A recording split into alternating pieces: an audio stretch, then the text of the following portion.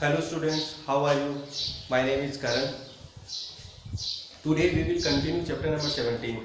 In this chapter we have already discussed about arithmetic mean. जो last class थी उसके अंदर हमने पढ़ा था arithmetic mean और उसके अलावा मीडियन और मोड के बारे में भी पढ़ा था। और arithmetic mean चाहे मीडियन मोड तीनों में से कोई भी हमको फाइंड करना हो तो हमने पढ़ा था कि 3 टाइप्स की कंडीशन होती है। First type is when x is given, second type is when x and f is given and third type जो क्वेश्चन थे when class interval will be given. तो हमने डिस्कस किया था व्हेन x इज गिवन, जब only x given होता है। तो हमने इन द लास्ट क्लास कुछ एग्जांपल भी किए थे, कुछ क्वेश्चन भी किए थे एंड मैंने आपको कुछ क्वेश्चन सोल्व करने के लिए भी दिए थे, जिस एक्सरसाइज में total I think number of question 9 या 10 थे। उन्हीं क्वेश्चन में से जो कुछ क्वेश्चन थे जो आई थिंक मैं मेरे हिसाब से आपको प्रॉब्लम हुई होगी, उन क्वेश्चन को मैं वापस से करवा रहा हूँ। ठीक है, तो we will continue this chapter question number 7। तो first of all we will discuss question number 7। आपने कर लिया होगा और जिसने भी नहीं किया होगा वो एक बार से ध्यान से देख लीजिए। एक बार मैं वापस से आपको बता रहा हूँ कि हमने इस चैप्टर के अंदर अरिथमेटिक मीन एवरेज दोनों एक ही है उस पर डिस्कस कर रहे थे और उसमें फर्स्ट कंडीशन थी व्हेन x इज गिवन, जब ओनली x गिवन होता है। जब ओनली x गिवन होता है तो एवरेज या मीन फाइंड करने का जो फॉर्मूला होता है अरिथमेटिक मीन या फिर ए डॉट मीन या एवरेज इक्वल्स टू होता है sum of observation upon number of observation. मतलब जो डेटा गिवन है उस डेटा का ऊपर सम करते हैं और डिनोमिनेटर में नंबर ऑफ डेटा कितने हैं उनको काउंट करके आपस में डिवाइड कर देते हैं, then we get result am या फिर average. Now next in this class we will discuss some of question number 7। ध्यान से देखना question number 7। The average weight of 25 student of section A of a class is 51 kilogram. मतलब 25 student है एक class के अंदर, सेक्शन A है उसमें 25 स्टूडेंट है, उनका एवरेज वेट है 51 किलोग्राम। एवरेज वेट का मतलब आपको ध्यान रखना है, एवरेज वेट का मतलब ये होता है कि आपको ये गिवन है, एवरेज गिवन है। एवरेज का मतलब आपको पता है जब भी आप एवरेज फाइंड करते हो तो sum of observation upon number of observation करते हो। मतलब कि एवरेज वेट का मतलब है आपके पास में ओरिजिनल डेटा गिवन नहीं है। ओरिजिनल डेटा तो क्या होता है, एक्स होता है, सीरीज होती है, और एवरेज क्या होता है, उस सीरीज का सम करके उसमें नंबर ऑफ ऑब्जर्वेशन का डिवाइड करते हैं, वो एवरेज होता है। तो आपको यहाँ पर जो भी स्टूडेंट है 25 स्टूडेंट है, आपको 25 स्टूडेंट का एवरेज वेट दिया हुआ है। ध्यान रखो एवरेज वेट है इनका, ये टोटल वेट नहीं है, ये एवरेज वेट है। आगे है where is the average weight of 35 student of section B is 54 kilogram. अब एक सेक्शन और है बी जिसके अंदर टोटल नंबर ऑफ स्टूडेंट 35 है और उनका एवरेज वेट है वो 54 किलोग्राम है। फिर से बोल रहा हूं 35 स्टूडेंट का एवरेज वेट है। देखिए एवरेज वेट और टोटल वेट अलग होता है। एवरेज वेट है वो टोटल वेट दोनों सेम नहीं होते हैं, ठीक है। तो यहाँ पर एवरेज वेट दिया हुआ है ना कि टोटल वेट दिया हुआ है। अब ये बोल रहा है find the average weight of 60 student of this class. अब देखो ऊपर 25 स्टूडेंट थे, उनका एवरेज 51 था, नीचे 35 स्टूडेंट थे, इनका एवरेज वेट था 54 किलोग्राम। अब देखो 25 और 35 दोनों को मिलाते हैं तो कितने होते हैं, 60 होते हैं। तो वो बोल रहा है कि अलग अलग हम फाइंड करते हैं तब 25 स्टूडेंट का एवरेज वेट 51 किलोग्राम है और 35 स्टूडेंट का एवरेज वेट है वो 54 किलोग्राम है। अलग अलग कर रखा है इन्होंने 25 और 35 को, फिर वो एक साथ पूछ रहा है कि पूरी क्लास का एक साथ में एवरेज वेट कितना होगा, ठीक है।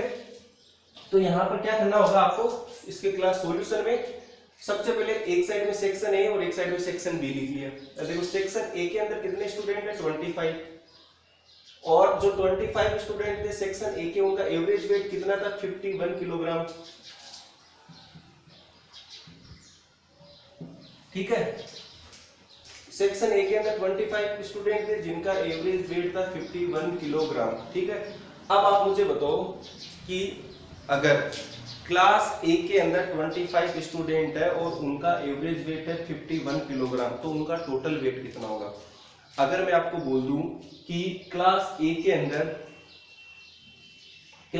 अंदर आपके 5 स्टूडेंट हैं और उन 5 स्टूडेंट का, ध्यान से सुनना, क्लास ए के अंदर 5 स्टूडेंट है और उन 5 स्टूडेंट का एवरेज वेट है आपका, या फिर ऐसे बोलो कि क्लास ए है जिसके अंदर 5 स्टूडेंट है और उनका एवरेज है 10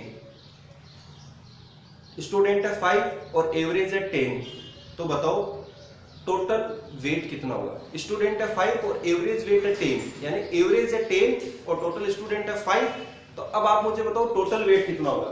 देखो एवरेज वेट है 10, एवरेज वेट है 10 और टोटल नंबर ऑफ स्टूडेंट कितने हैं 5, तो मैं बोल रहा हूं कि बताओ यहां पर सम ऑफ ऑब्जर्वेशन का मतलब बता कि टोटल वेट कितना होगा।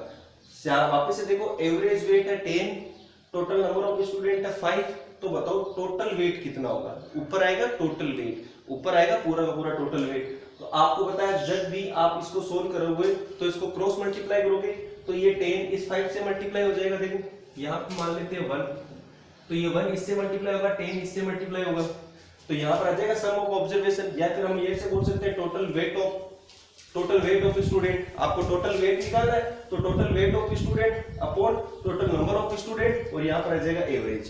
तो एवरेज यहाँ लिखा, अगर मैं बोल रहा हूँ 5 स्टूडेंट का एवरेज 10 है तो आप बताओ एवरेज वेट 10 है तो आप बताओ टोटल वेट कितना होगा। तो average weight, total number of student और टोटल वेट यहाँ आएगा, तो इससे ये मल्टीप्लाई होगा तो क्या आएगा 50 आएगा। अब इस क्वेश्चन के अंदर देखो टोटल स्टूडेंट कितने हैं 25, ये टोटल स्टूडेंट 25, एवरेज वेट कितना है 51, तो टोटल वेट कितना होगा, इसका मतलब टोटल वेट हमको फाइंड करना है, तो क्या होगा क्रॉस मल्टीप्लाई होगी और ये दोनों आपस में क्या होंगे मल्टीप्लाई होगा, तो इन दोनों को मल्टीप्लाई किया तो ये ऐसे आ जाएगा total weight. Again section B, total number of student कितने हैं 35 और एवरेज वेट कितना है 54। फाइंड क्या करना है टोटल वेट, तो टोटल वेट ऊपर आता तो ये आपस में मल्टीप्लाई होंगे, क्रॉस मल्टीप्लाई होगा, then we get total weight of 35 student. तो समझ में आया, इसका मतलब आपको पता चला कि टोटल नंबर ऑफ स्टूडेंट होते हैं उनको, या फिर नंबर को किसी भी कोई सा भी क्वेश्चन होता है जो उसमें ये होता है, अगर नंबर को हम मल्टीप्लाई करते हैं एवरेज से then we get total number, चाहे वो वेट हो चाहे कुछ भी हो, किसी भी टाइप का क्वेश्चन हो, ठीक है। तो ये आपको समझ में आ गया।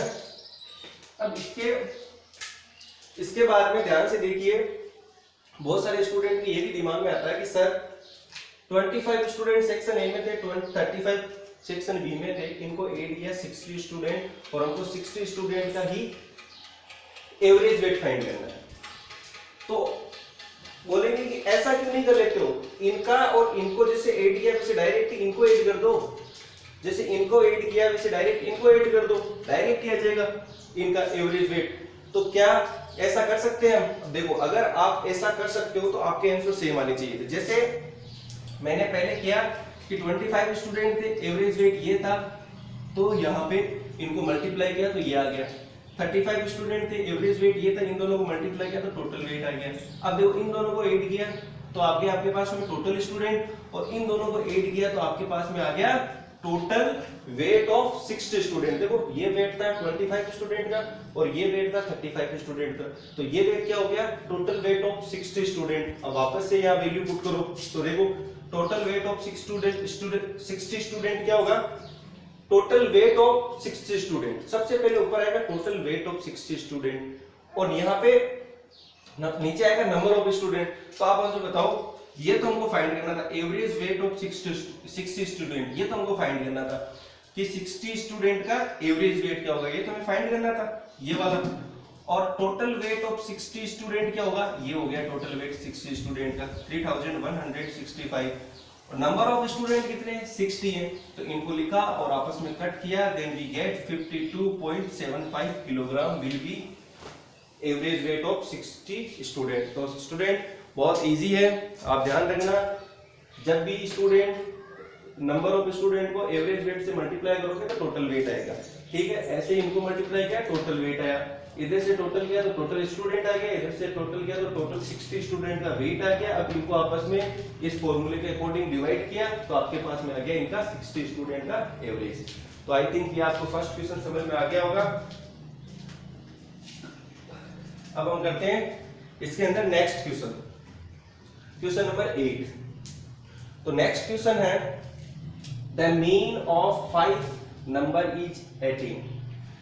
5 नंबर है उनका मीन का मतलब होता है एवरेज, तो 5 नंबर है उनका एवरेज है 18, ठीक है। If one number is excluded then mean become 16। 5 नंबर थे, उन 5 नंबर का मीन था 18। अब हमें पता नहीं है 5 नंबर कौन से थे, कोई से भी नंबर हो सकते हैं 5। उन 5 को ऐड किया, सीरीज थी एक 5 नंबर की, पता नहीं वो सीरीज क्या थी, उस सीरीज को ऐड किया और ऐड करके फिर मैंने 5 से डिवाइड किया तो मेरे पास 18 आया। लेकिन मुझे नहीं पता वो सीरीज क्या है, मुझे इतना पता है 5 नंबर थे उस सीरीज में, ठीक है। उनको ऐड किया, आपस में डिवाइड किया तो मेरे को 18 मिला। तो 5 नंबर है जिनका मेरे पास में मीन या फिर एवरेज है 18। अब उन 5 नंबर में से, अब मैं फिर से बोल रहा हूँ, मुझे नहीं पता कि वो 5 नंबर कौन कौन से हैं, लेकिन उन 5 नंबर में से मैं एक कोई सा भी नंबर, एक्सक्लूडेड का मतलब होता है उन 5 नंबर में से कोई सा भी नंबर हटा दो, आप रिमूव कर दो। 5 नंबर थे, पता नहीं कौन से नंबर थे, उन नंबर को मैंने ऐड किया, 5 से डिवाइड किया, then we get average of 5 number is 18, इतना पता है। और उन नंबर में से एक किसी भी नंबर को मैंने एक्सक्लूड कर दिया, मतलब रिमूव कर दिया, हटा दिया, पता नहीं नंबर कौन सा था लेकिन हटा दिया, तो मीन बिकम 16। तो उनका एक नंबर कम करेंगे तो मीन भी कम होगा, ठीक है। तो मीन हो गया 16। तो ये बोल रहा है कि जो नंबर आपने हटाया था, फाइंड द एक्सक्लूडेड नंबर, वो नंबर कौन सा होगा, ठीक है। 5 नंबर थे, मीन था 18, एक नंबर एक्सक्लूड कर दिया, 4 नंबर बचे, उनका मीन हो गया 16। तो वो बोल रहा है नंबर कौन सा हटाया। तो देखो वापस से, जब नंबर 5 थे तब मीन था 18, अब आपको पता है मीन या फिर एवरेज को नंबर से मल्टीप्लाई करते हैं तब 19। अब मुझे इतना पता चल गया कि वो जो 5 नंबर थे वो पता नहीं कौन से नंबर थे, लेकिन मुझे ये पता है कि उन 5 नंबर का जो सम था वो 19 था, क्योंकि आपको पता है ये होता है हमारा एवरेज, यहाँ आ गया। यहाँ सम ऑफ ऑब्जर्वेशन वो हमें पता नहीं, सम ऑफ ऑब्जर्वेशन, और आगे मीन तो हो गया हमारा 18 और नंबर हो गया 5 और सम ऑफ ऑब्जर्वेशन, ये दोनों आपस में मल्टीप्लाई होते हैं, ये आपस में मल्टीप्लाई होते तो 19। फिर से मैं बोल रहा हूँ सीरीज हमें अभी भी पता नहीं चली क्या थी। 5 नंबर थे और उनका एवरेज 18 था, दोनों को मल्टीप्लाई किया तो पता नहीं 5 नंबर जो भी होंगे लेकिन उनका सम कितना आएगा 19। एक नंबर एक्सक्लूड कर दिया, एक नंबर कम कर दिया, तो बताओ 5 नंबर थे उनमें से एक नंबर हटा दिया, उस सीरीज में टोटल नंबर कितने बचे 4। फिर आपका देन बिकम मीन क्या हो गया 16। तो अब 4 नंबर का मीन हो गया 16। तो अगर हमको पता नहीं अब 4 नंबर कौन से थे, लेकिन इतना पता है 4 नंबर का मीन 16 है, तो बताओ उन चारों नंबर का सम कितना होगा। इनको आपस में मल्टीप्लाई कर दिया तो आ गया 64। 5 नंबर पता नहीं कौन से नंबर थे, उनका सम 19। 4 नंबर, एक नंबर एक्सक्लूड कर दिया, 4 नंबर थे उनका सम 64। तो बताओ कि वो जो नंबर एक्सक्लूड किया था वो कौन सा होगा। अब देखो 5 नंबर को ऐड किया तब आया 690, 4 नंबर को ऐड किया तब आया 64, यहाँ से यहाँ पे आए तब हुआ एक नंबर कम हुआ। तो क्या मैं 19 में से 64 माइनस कर दूं तब वो जो नंबर एक्सक्लूड किया था वो आ जाएगा। बिल्कुल 5 नंबर था तब 19 सम था, 4 नंबर था तब उनका सम 64 था, तो एक्सक्लूडेड नंबर विल भी क्या होगा 19 माइनस 64, तो क्या होगा 26। तो वो नंबर जो सीरीज में से हमने एक हटाया था, जो 5 नंबर की सीरीज थी उनमें से एक नंबर हटाया था, वो क्या होगा 26। तो ऐसे हम इस नंबर को, इस क्वेश्चन को सोल्व करेंगे। Okay, now question number 9, the mean of 3 number is 24। 3 number है, हमें नहीं पता वो तीनों नंबर कौन से हैं, बट उनका जो मीन है उन तीनों नंबर का वो 24 है। हमको इतना पता है कि वो 3 नंबर है, उनका मीन क्या है, उनका एवरेज क्या है 24 है। वो 3 नंबर कौन से ये नहीं पता। If 3 is added to each number, वो जो भी 3 नंबर थे सीरीज के, कोई से भी हो सकते, उनमें से अगर हर एक नंबर में, ईच नंबर में, प्रत्येक नंबर में अगर हम 3 ऐड करते हैं, then find their new mean. तो बताओ कि उनका नया मीन क्या होगा, न्यू मीन क्या होगा। 3 नंबर है, पता नहीं कौन से नंबर है, लेकिन उनका जो मीन है 24 है। अब वो जो पता नहीं कौन से 3 नंबर थे, उन हर एक नंबर में अगर हम 3 ऐड करते हैं तो मीन क्या होगा। ठीक है, तो देखो नंबर 3, कितने नंबर है टोटल 3, उनका एवरेज क्या है 24। तो उन तीनों नंबर का पता नहीं तीनों नंबर कौन से थे, उनका सम क्या होगा 72, वही होगा 72 ही होगा। अब देखो मेरी बात सुनो आप, 3 नंबर थे, पता नहीं कौन से थे, लेकिन उन तीनों नंबर का सम क्या है 72। अब आप मुझे बताओ, ये क्वेश्चन में बोल रहा है 3 is added to each number, तीनों नंबर में 3 ऐड करना है और उन तीनों नंबर का सम 72 है। अब अगर मुझे उन तीनों नंबर में 3 ऐड करना है, नंबर मुझे पता नहीं क्या है, लेकिन उनका तीनों का सम 72 है, तो क्या मैं इस सम 72 में 3 टाइम ऐड कर दूं तो ऑटोमेटिकली 3 है वो ऐड हो जाएगा तीनों नंबर में। तो देखो इन तीनों नंबर का सम 72 था, अब 3 is added to each number, 3 है वो सभी नंबर में ऐड करना है, तो जो सम था 72 इसमें मैंने 3 टाइम ऐड किया। क्यों ऐड किया 3 टाइम? क्योंकि ये जो 3 था एडेड टू ईच नंबर, हर एक नंबर में ऐड करना था। अब मेरे पास में नंबर तो थे नहीं, सीरीज तो थी नहीं, लेकिन इनका सम था, तो इसके सम में मैंने 3 टाइम ऐड कर दिए, तो ये हुआ 81। अब जो नया सम मेरे पास में आया, सम ऑफ ऑब्जर्वेशन, वो क्या हो गया 81। अब आप मुझे बताओ सम ऑफ ऑब्जर्वेशन है 81 एंड नंबर है टोटल 3, तो उनका एवरेज क्या होगा 81/3 इक्वल्स टू 27। तो ये हो जाएगा उनका नया एवरेज। इस क्वेश्चन को करने का एक सेकंड मेथड भी है। देखो मीन ऑफ 3 नंबर इज 24, भाई 3 नंबर है, पता नहीं सीरीज में तो कौन से है, लेकिन उनका एवरेज क्या है 24। अब ये बोल रहा है 3 is added to each number, 3 है वो हर एक नंबर में ऐड, अगर ईच नंबर है सभी में ऐड करनी है 3, ठीक है। अगर 3 है वो सभी में ऐड करने ईच नंबर में, इन तीनों में ऐड करने हैं, तो ये 3 है वो डायरेक्ट आपके एवरेज में ऐड हो जाएगा। तो if 3 is added to each number, तो हम क्या करेंगे देन न्यू मीन 24 डायरेक्ट इस 24 में 3 ऐड कर दो, तो नया मीन क्या जाएगा 27। तो ये हमने इस चैप्टर के जो कुछ ही क्वेश्चन थे जो टफ थे या फिर जो अच्छे क्वेश्चन थे वो हमने सोल्व कर लिया है, ठीक है। तो ये आई थिंक ये आपको समझ में आ गए होंगे।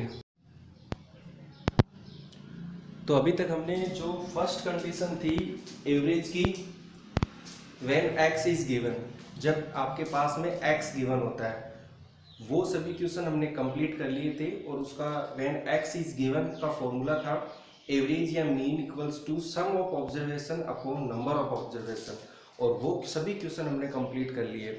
अब सेकंड है आपका जो मैंने फर्स्ट क्लास में लिखवाया था कि when x and f are given, जब आपके पास में x भी गिवन होता है और f भी गिवन होता है, then how we can find the value of average. तो इसके लिए मैंने बताया था अलग फॉर्मूला है।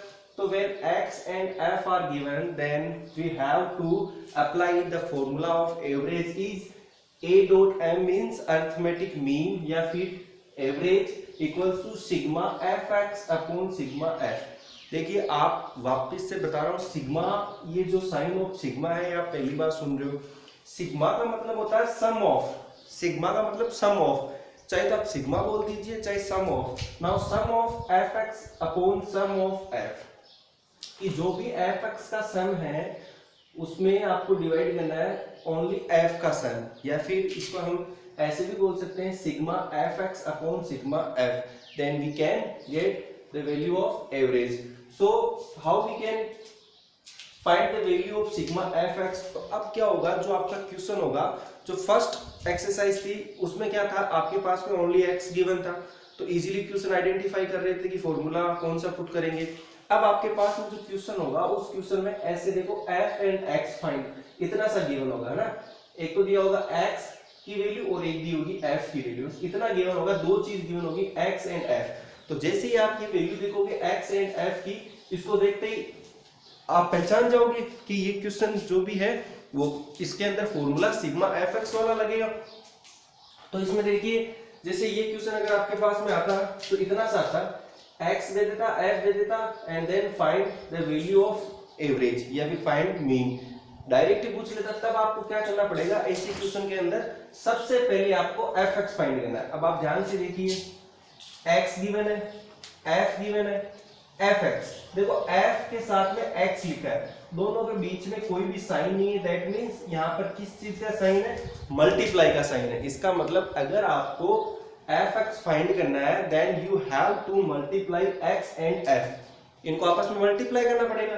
तो अब देखो फर्स्ट x 20 है और f 2 है, तो this 20 is multiply by 2, then we get 40 is the first fx। ऐसे ही तो होगा, इजी है बहुत। Second 30 is multiply by 3, then we get 90। Third 40 multiply by 4 we get 160। तो ये देखो fx आ गया 640 90 160। अब यहाँ पर है सिग्मा fx, सिग्मा fx का मतलब होता है sum of this total fx, मतलब जो भी fx में आया उनका सबका सम। पूरे एफ एक्स का सम। तो देखो एफ एक्स में ये भी है, ये भी है, ये भी है। अब इन तीनों का सम करेंगे 290 है।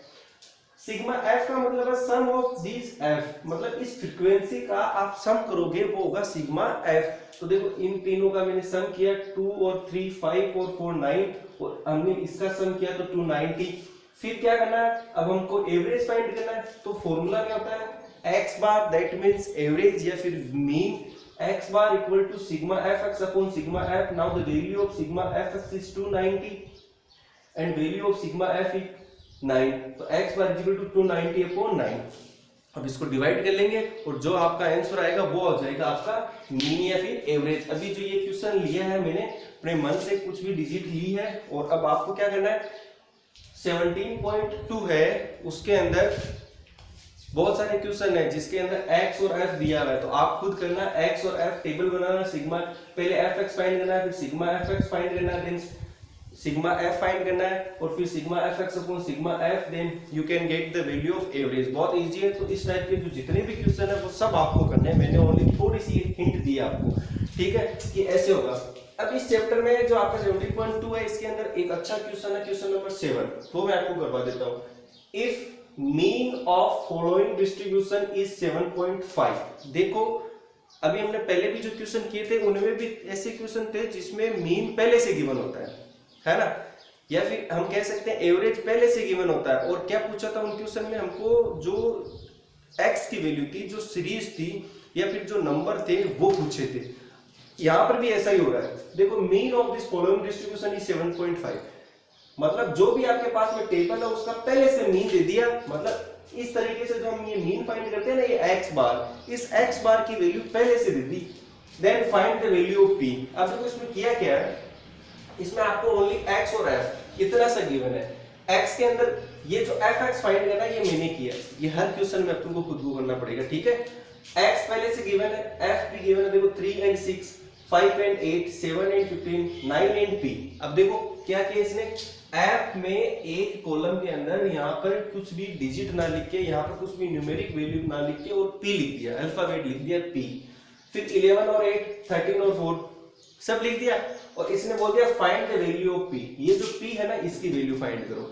एक वैल्यू मिसिंग है और पूरी टेबल पूरी दे दी इसने, एक वैल्यू मिसिंग है। तो देखो अगर यहाँ पर एक वैल्यू मिसिंग है तो क्या किया इसने, एक्स्ट्रा चीज जो दी वो हमको इस बार मीन पहले से दे दिया। अगर ये वैल्यू मिसिंग नहीं होती तब हमको ये मीन फाइंड करना होता, ठीक है। अगर ये वैल्यू मिसिंग है इसका मतलब मीन पहले से हमारे पास में। तो सबसे पहले हमको क्या करना पड़ेगा, first of all we have to find the FX. पहले एफएक्स फाइंड करना पड़ेगा because we note the formula of average equals to sigma FX upon sigma F होता है। सिग्मा एफएक्स हम तभी फाइंड कर सकते हैं जब हमारे पास में एफएक्स हो। तो एफएक्स का मतलब होता है F dot X, that means we multiply X and F. x को f से मल्टीप्लाई करेंगे देन वी गेट fx। तो फर्स्ट x इज 3 एंड 6 दोनों मल्टीप्लाई हो 18, 5 is multiply 8 40, 7 is multiply 15 105, 9 is multiply by p, then 9p, 11 multiply by 8 88, 13 multiply by 4 then 52। तो ये हमारे पास में आ गया fx यहां तक। अब आपको पता है आपका फॉर्मूला होता है sigma fx upon sigma f, मतलब जो fx और जो f है इनका सबका सम करना आगे।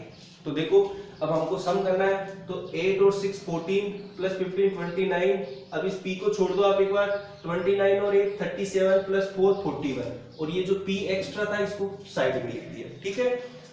अब इसमें fx में सिग्मा fx फाइंड करने के लिए 18 40 105 88 और 52 इनको सबको सम करना 303 आएगा। ये 9p एक्स्ट्रा था तो इसको साइड में लिख दिया प्लस 9p, ठीक है। जो p की वैल्यू है उसको हमको साइड में लिख देना है प्लस के अंदर। आपको पता है ना न्यूमेरिक वैल्यू के जब भी हम इसमें ऐड करते हैं तो साइड में लिख देते हैं, ठीक है। तो हमने पहले से पढ़ा था ये सब चीजें, तो क्योंकि p तो ऐड होगा नहीं, हमको क्या पता p की वैल्यू क्या होगी, p कुछ भी हो सकता है, ठीक है, इसलिए हमको पता नहीं तो इसको हम साइड में लिख देते हैं। अब हमारा फॉर्मूला क्या है, mean average equal to sigma fx upon sigma f। Now the value of sigma fx is value of sigma fx is 303 plus p. Now put the value of sigma fx 303 plus 9p। देखो sigma fx की जगह इसकी value. Now put the value of sigma f. Now value of sigma f is 41 plus p। तो जहाँ sigma f है वहाँ 41 plus p। अब आपको पता है क्वेश्चन के अंदर पहले से गिवन है एवरेज या मीन 7.5। देखो मीन ऑफ द फॉलोइंग 7.5, इसका मतलब जहां पर हम ये लिखते हैं ये इसकी वैल्यू 7.5 पहले से गिवन है। अब स्टूडेंट देखो मैंने यहाँ किया क्या है, इसकी वैल्यू 7.5 पहले से हमारे पास में गिवन है, ठीक है। अब 7.5 इक्वल्स टू ये आ गया हमारे पास में। अब हमको इस इक्वेशन को सोल्व करना है, तो सबसे पहले मैंने क्या किया, इस पॉइंट को रिमूव किया। तो पॉइंट को रिमूव किया तो पॉइंट के बाद में ओनली 1 डिजिट है, दैट मींस डिनोमिनेटर में ओनली 10 आएगा। पॉइंट के बाद में जितने डिजिट होते हैं डिनोमिनेटर में उतने ही जीरो आते हैं। तो ये हो गया 75/10। अब हम चाहते हैं तो इसको भी क्रॉस मल्टीप्लाई कर सकते हैं, लेकिन थोड़ा सा टफ रहेगा, इसलिए पहले हम क्या करते हैं, इसको कट करते हैं 5 की टेबल से 2 टाइम और ये 5 की टेबल से 15 टाइम। देखो 5 की टेबल से 2 टाइम और ये 15 टाइम। अब थोड़ा सा इजी हो जाएगा। अब हम क्रॉस मल्टीप्लाई करते हैं, तो ये क्या होगा 15 और ये आपस में मल्टीप्लाई होगा, तो ये 15 और ये ब्रैकेट में 41 प्लस p और 2 जाएगा यहाँ पे, तो ये हो गया 2 और ब्रैकेट के अंदर 303 प्लस 9p ये आ गया। ये मल्टीप्लाई इन दोनों से होगा और ये मल्टीप्लाई इन दोनों से होगा, ठीक है। अब ब्रैकेट को ओपन करेंगे तो 15 is multiply by 41 plus 15 is multiply this p equals to this 2 is also multiply by 303 plus 2 is multiply by 9p। Now we get 15 multiply 41, तो क्या आएगा 615 and 15 multiply by p then 15p। This 2 is multiply by 303, then we get 606 plus this 2 is multiply 9p, then we get 18p। अब आपको क्या करना है, जो numerical value है इनको एक साइड में लेना है और जो जिसमें अल्फाबेट p आ रहा है उसको एक साइड में लेना है, ठीक है। तो यहाँ पे देखो 615 था और यहाँ 606 है, तो मैंने क्या किया, इस 606 को इधर लेके आया, ये प्लस का था तो इस साइड में आया तो माइनस का, एंड 15p था ये इस साइड में जाएगा तो ये प्लस का था तो ये हो गया माइनस का। तो देखो इसमें से ये माइनस किया तो 9, इसमें से ये माइनस किया तो 3p। Now 9 equals to 3p। अब यहाँ पे p की वैल्यू फाइंड करनी है, तो इसको 3 को इधर ट्रांसफर करना है, ये 3 मल्टीप्लाई में इस साइड में ट्रांसफर में आएगा, करेंगे तो ये डिवाइड में चला जाएगा, जो मल्टीप्लाई में होता है वो साइड में डिवाइड में आता है। Now 9 is multiply by 9 is divided by 3, then we get 3। Now the value of 3, now the value of p will be 3। तो इस 3 इस p की जगह क्या आएगा आपका 3। तो ये था आपका इस p की वैल्यू फाइंड आउट करने का प्रोसेस। एक बार वापस से बता रहा हूं, अगर यहाँ पर p की वैल्यू गिवन होती 3 तब हमको फाइंड करना पड़ता मीन। अगर पहले से मीन दिया हुआ है और यहाँ पर p है, इसका मतलब p अगर हमको फाइंड करना है यहाँ पर तो हमको पहले से मीन गिवन होगा, ठीक है। इन सब की वैल्यू यहाँ पे पुट करनी है और सिंपल है, सिंप्लीफिकेशन रूल फॉलो करना है और इसको आपको सोल्व करना है। तो आई थिंक ये आपको समझ में आ गया होगा। बहुत अच्छा क्वेश्चन था। अब हम इसके बाद में करते हैं नेक्स्ट क्वेश्चन।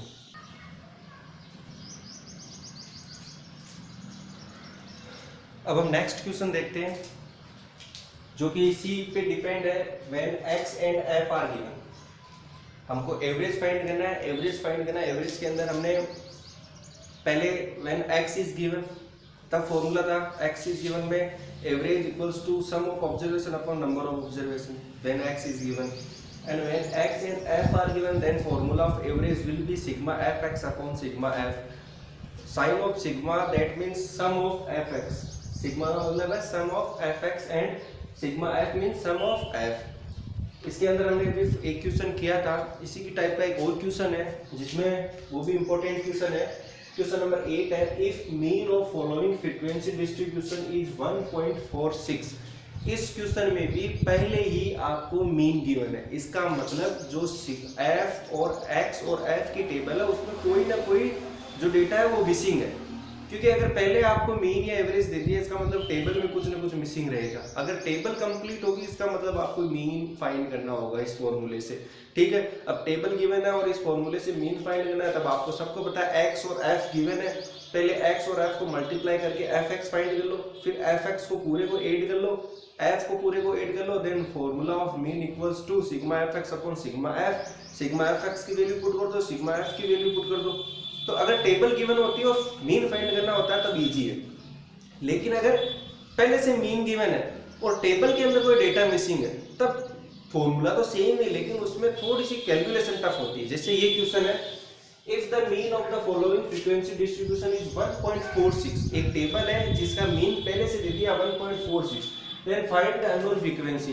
अब ये बोल रहा है कि जो f की वैल्यू है, अननोन वैल्यू है, वो फाइंड करो, ठीक है।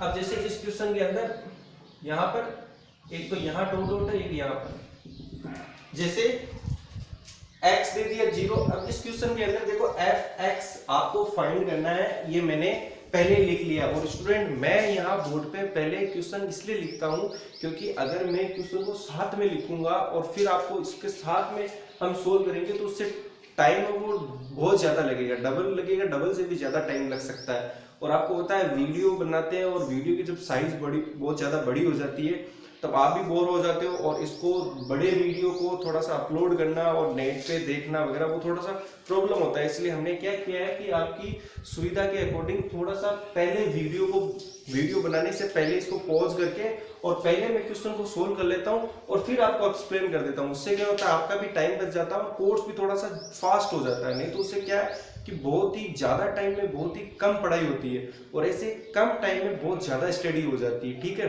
तो मैंने f(x) पहले फाइंड कर लिया है। क्वेश्चन में x और f ही गिवन होगा, आपको क्वेश्चन को सोल्व करते टाइम f(x) फाइंड करना पड़ेगा, ठीक है। तो x और f इतना सा गिवन था 0, 46, फिर यहाँ 1 और यहाँ डैश डैश ये खाली था, फिर यहाँ 2 और फिर ये खाली था, फिर 3 और 25, 4 एंड 10, 5 और 5, यहाँ सम और 200। सम और 200 का मतलब है कि इस क्वेश्चन में हमारे को f का पहले से ही सम दे दिया कि इस पूरी जो फ्रीक्वेंसी है जो f आएगा उसका पूरे का सम 200 है। इसने देखो 2 ब्लैंक दे दिए, वो हमें पता नहीं क्या है, लेकिन फिर भी इसने बोल दिया इन 2 ब्लैंक में चाहे कोई भी वैल्यू हो इस पूरे का सम 200 होगा, ठीक है। इसका मतलब सिग्मा f हमको पहले से गिवन है, value of sigma f equals to 200 पहले से गिवन है। अब प्रॉब्लम ये है कि यहाँ और यहाँ ब्लैंक दे दिया और उसने बोल दिया कि फाइंड द अननोन फ्रीक्वेंसी, मतलब जो ब्लैंक है उनमें क्या आएगा वो फाइंड करो। तो अभी पता नहीं है क्या आएगा, तो हमने मान लिया यहाँ x और यहाँ मान लिया y, कि हमने मान लिया x और y और फिर हम लास्ट में क्या करेंगे x और y की वैल्यू फाइंड कर लेंगे और वही हो जाएगी अननोन फ्रीक्वेंसी। तो हमने अपने यहाँ पे सुविधा अनुसार x एंड y लिख लिया। अब आपको पता है फर्स्ट स्टेप होता है f(x) फाइंड करना। Now 0 is multiply by 46, then we get 0, 0 से मल्टीप्लाई होगा तो 0 हो जाएगा। 1 एंड x, ये हो गया x, 2 multiply by y 2y, 3 multiply by 25 75, ये हो गया 40, ये हो गया 25 मल्टीप्लाई हो गई। इनको मल्टीप्लाई करना नहीं है क्योंकि यहाँ पर तो सम आएगा, यहाँ पर इस साइड में इसका सम आएगा और इस साइड में इसका सम आएगा।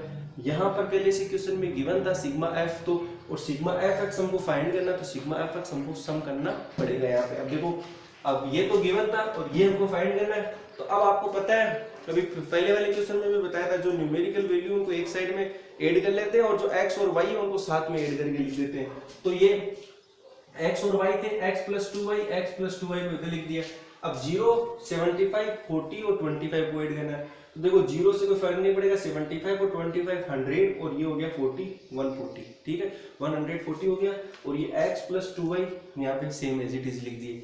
अब हमारा फॉर्मूला क्या होता है, हमारा फॉर्मूला होता है ये फ्रीक्वेंसी फाइंड करने का। लेकिन इस फॉर्मूले को अप्लाई करने से पहले एक बहुत ही इंपॉर्टेंट चीज है जो कि आपको ध्यान रखनी है इस क्वेश्चन के अंदर, और वो है कि इस क्वेश्चन के अंदर हमारे को पहले से सिग्मा f की वैल्यू गिवन है। देखो सिग्मा f की वैल्यू पहले से गिवन है 200। तो अब आपको क्या करना पड़ेगा, सिग्मा f की वैल्यू, आपको पता है सिग्मा f की वैल्यू कैसे फाइंड करते हैं, इन सबको सम करते हैं, वही तो होता है सिग्मा f। तो मैंने क्या किया, इस सिग्मा f की जगह इन सबको सम करके लिख दिया, ठीक है, सिग्मा f की जगह इन सबको सम करके लिख दिया। अब आपको पता है सिग्मा f हो चाहे 200 हो एक ही बात है, इसलिए सिग्मा f के सामने इसकी वैल्यू लिख दी 200 और इधर लिख दी सिग्मा f में सबको ऐड कर दिया। अब x और y को इधर लिख लिया, 46, 25, 10 और 5 को इस साइड में लिख लिया इक्वल टू 200। अब x और y यहाँ पे इन सबको ऐड किया, 86 और 200 इधर, तो x और y 86 उस साइड में गया तो माइनस का, तो 200 माइनस 86, तो x + y = 114। तो ये हो गई आपकी x + y = 114 first equation number first. तो ये आपको ध्यान में रखना है, ये आपको इधर करना है। अब आपको लिखना है कि एवरेज फाइंड करना है, इसमें सॉरी फ्रीक्वेंसी डिस्ट्रीब्यूशन फाइंड करना है। एवरेज पहले से गिवन था, हम लिखेंगे एवरेज या मीन या x बार, तीनों एक ही बात होती है, इक्वल्स टू होता है sigma f(x) upon sigma f। जब भी x और f गिवन होता है तब हमारा ये फॉर्मूला होता है, ठीक है। अब हमने बोला इस क्वेश्चन के अंदर देखो mean of the following frequency distribution is 1.46। पहले से गिवन है x बार की वैल्यू 1.46। x बार मतलब एवरेज या मीन पहले से गिवन था 1.46। तो हमने क्या किया, जहां पर भी एवरेज या मीन आया वहां पर लिख लिया 1.46 और ये लगा दिया इक्वल का साइन। ठीक है, सिग्मा एफ एक्स की ये वैल्यू यहाँ पुट कर दी, सिग्मा एफ की वैल्यू यहाँ पुट कर दी। अब देखो 1.46 है, इसका मैंने हटाया पॉइंट, तो पॉइंट के बाद में 2 डिजिट है तो यहाँ आ गया 2 डिजिट है तो यहाँ आ जाएगा 100। ठीक है, 2 डिजिट थी तो 2 0 आ गया। अब देखो बीच में है इक्वल का साइन और इधर है ये, तो इन 2 0 से ये 2 0 कैंसिल हो गया, तो यहाँ बचा 1 और यहाँ बचा 2। अब क्या होगा, क्रॉस मल्टीप्लाई होगा तो ये 2 मल्टीप्लाई होगा 146 से और ये 1 मल्टीप्लाई होगा इससे, तो 1 मल्टीप्लाई किसी भी नंबर से होता है तो कोई चेंज होता नहीं है। तो अब ये हो गया 2 मल्टीप्लाई 146 तो 292 और ये इधर हो गया 140 plus x plus 2y, same लिख दिया। अब 292 और 140 इधर है प्लस का, इस साइड में है माइनस का, x plus 2y। Now 292 minus 142 then we get 152 equals to x plus 2y। अब ये आपको इक्वेशन नंबर सेकंड। ठीक है, अब 152 equals to x plus 2y और x plus y equal to 114, ये हो गया फर्स्ट और ये हो गया इक्वेशन नंबर सेकंड। अब आपको क्या करना है, इक्वेशन फर्स्ट और इक्वेशन सेकंड दोनों को यूज में लेना है। और जैसे कि बहुत सारे मेथड है, एलिमिनेशन मेथड लगा सकते हो आप, इसके अलावा आप डायरेक्ट x की वैल्यू फाइंड कर सकते हो, देन y की वैल्यू पुट कर सकते हो या एलिमिनेट कर सकते हो, कोई सा भी मेथड यूज में ले सकते हो। इन दोनों इक्वेशन को लिखना है एक साथ में और फिर कोई सा भी मेथड यूज में लेके x और y की वैल्यू फाइंड करनी है। समझ में आया आपको? तो पहले से हम यहाँ पे लिखते हैं, कैसे करेंगे, तो दोनों इक्वेशन को मैंने एक साथ में लिखा है। तो ये हो गया x plus Y equal to 114, this is the equation number first, और ये होगी equation number second, x plus 2y equal to 152। अब आप मुझे बताओ इनको वैल्यू को कैसे फाइंड करेंगे, x और y की वैल्यू। तो ध्यान से देखिए, यहाँ पर x और x दोनों सेम है, एलिमिनेशन मेथड से कर रहे हैं। जब भी हम इस मेथड को यूज में लेते हैं तो दोनों की वैल्यू को इक्वल होना होता है। चलो दोनों की वैल्यू इक्वल है पहले से, इनमें से x और y में से दोनों में से किसी एक की वैल्यू इक्वल होनी चाहिए। तो यहाँ x की वैल्यू इक्वल है, लेकिन साइन भी चेंज होने चाहिए। अगर यहाँ पे यह प्लस है तो ये माइनस का होना चाहिए, लेकिन ये दोनों प्लस के हैं। अगर दोनों सेम होते हैं तब हमको नीचे वाले का साइन चेंज करना पड़ता है। तो ये दोनों सेम थे x x, तो हमने नीचे वाली इक्वेशन ये प्लस का था माइनस, ये प्लस माइनस और ये प्लस का माइनस। अगर हम एक साइन चेंज करते हैं तो पूरी इक्वेशन के साइन चेंज होंगे। ठीक है, अब ये साइन चेंज हो गया तो ये x प्लस है और ये माइनस है, तो ये कट हो जाएंगे। नाउ प्लस y और माइनस 2y, तो प्लस y और माइनस 2y, तो क्या बचेगा, only minus y। Now minus के 152 और प्लस के 114, तो क्या बचेंगे, माइनस के 38। अब इस माइनस से माइनस कैंसिल आउट हो जाएगा, देन y इक्वल टू 38। अब हमारे पास में y की वैल्यू 38 आई है, लेकिन हमें तो y और x दोनों फाइंड करने थे। अब देखो इक्वेशन नंबर फर्स्ट में अगर हम y की वैल्यू पुट करते हैं, then we can get the value of x। Now put the value of y in equation number first. So what is the equation number first? X plus y equals to 114. This is the equation number first. Now we will have to put the value of y in the equation number first. Now the value of y equals to 38. Now put this value in equation number first. तो y की जगह 38 लिख दिया और ये as it is लिख दिया। अब x उधर जाएगा तो 38 इस साइड में जाएगा तो माइनस का हो जाएगा। Now x will become 76. तो क्या हो जाएगी, x की वैल्यू 76। तो इस प्रकार x की वैल्यू 76 और y की वैल्यू 38। तो आज हमने जो एवरेज के क्वेश्चन थे उसमें नेक्स्ट हमने कर लिया कि जब x के साथ में f गिवन होता है तब हम एवरेज कैसे फाइंड करते हैं। तो आपने देखा कि x के साथ में जब f गिवन होता है तो हमारा फॉर्मूला होता है sigma F x upon sigma F, और हम इजीली फाइंड कर सकते हैं। और ये दो क्वेश्चन थे ऐसे जो अच्छे क्वेश्चन थे जिसमें एवरेज गिवन होता है लेकिन डेटा मिसिंग होता है। ठीक है, एक पहले वाले क्वेश्चन में ओनली एक ही डेटा मिसिंग था, इस वाले क्वेश्चन में 2 डेटा मिसिंग थे फ्रीक्वेंसी के। तो उसमें p माना था, क्वेश्चन में गिवन था, इसमें गिवन नहीं था, तो हमने x एंड y मान लिया। x और y की जगह आप a और b भी मान सकते हो। ठीक है, कोई फर्क नहीं पड़ेगा। तो इस टाइप से हमने आज ये सभी कंप्लीट क्वेश्चन कर लिए। अब आपको क्या करना है, मैं होमवर्क में एक्स और एफ वाली टेबल वाले क्वेश्चन दूंगा और कम से कम 10-15 क्वेश्चन दूंगा और आपको सब के सब सोल्व करने हैं, ठीक है। मैं आपको पीडीएफ अवेलेबल करवा दूंगा और उसकी आंसर शीट भी अवेलेबल करवा दूंगा। आप नेक्स्ट क्लास से पहले उन सभी को कंप्लीट करना और फिर हम इसके बाद में आगे कंटिन्यू करेंगे। तो आज के वीडियो के लिए इतना ही। वीडियो सभी दोस्तों को बताइए जो भी अभी तक नहीं देख रहे हैं, और शुरू से चैप्टर नंबर 6 से और ये दोनों चैप्टर देखे आप। ऐसा नहीं है कि आज डायरेक्ट यहीं से स्टार्ट कर दिया, पहले पूरे वीडियो देखना, तभी ये कंटिन्यू क्लास की तरह समझ में आएगा। इसमें भी रोज प्रेजेंट होना पड़ेगा, ठीक है। इधर प्रेजेंट नहीं लेते हैं, लेकिन हमको पता चल जाएगा, जो स्टार्टिंग से देखेगा उसी को समझ में आएगा। तो वीडियो को स्टार्टिंग से देखना है, ठीक है। और अगर कहीं पर भी आपको ऐसे लगे कि थोड़ा सा जल्दी से बता दिया मैंने ना, स्पीड थोड़ी सी स्पीड फास्ट हो गई, तो आपको क्या करना है, वीडियो को पॉज कर लेना या फिर आपको थोड़ा सा बैक करके और फिर वापस अगेन इसको समझ लेना है, ठीक है। तो वीडियो समझ में आया तो लाइक कीजिए, सब्सक्राइब कीजिए वीडियो को। Okay, thank you.